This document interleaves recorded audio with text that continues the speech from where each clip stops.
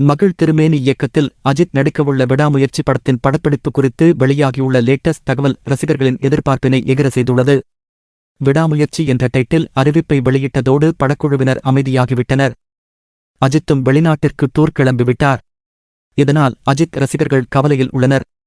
Leo படத்திற்கான தனது ஷூட்டிங்கை விஜய் நிறைவு செய்துள்ள நிலையில் இன்னும் விடாமுயற்சி படப்பிடிப்பு துவங்குவதற்கான எந்த அறிகுறியும் இல்லாமல் இருக்கிறது. பாவம் அஜித் ரசிகர்கள்தான் ஏதாவது ஒரு அப்டேட் கொடுங்கள் என்று கதறாத குறையாக கேட்டு வந்தனர். ஆனாலும் படக்குழு இதோ அதோ என்று இழுத்தெடுத்துக் கொண்டே வந்தது. தற்போது அதற்கெல்லாம் பதில் சொல்லும் வகையில் விடாமுயற்சி படம் கோலாகலமாக தொடங்கப்பட இருக்கிறது. ஏற்கனவே மகள் திருமேனியின் முழு ஸ்கிரிப்டையும் கேட்ட அஜித்தும் லைகா தரப்பும் ஓகே பண்ணிவிட்டதாக தகவல்கள் வெளியானது. அந்த வகையில் அஜித் இப்போது பைக்கேஸை ஓரம் கட்டிவிட்டு மேக்கப் போட்டு கேமரா முன்பு வருவதற்கு தயாராகியிருக்கிறார். அது மட்டுமின்றி தளபதி 68க்கு ஆட்டம் காட்டும் வகையில் விடாமுயற்சியை விஸ்வரூபமாக முடித்துக் காட்டவும் அவர் வெறியோடு காத்துக் கொண்டிருக்கிறாராம். ஏனென்றால் துணிவு படம் முடித்த கையோடு லியோ படத்திற்கு போட்டியாக அஜித் தன் படத்தை வெளியிடுவார் என்று எதிர்பார்க்கப்பட்டது. ஆனால் பல சோதனைகளின் காரணமாக இப்போது தளபதி 68 உடன்தான் விடாமுயற்சி மோதியிருக்கிறது.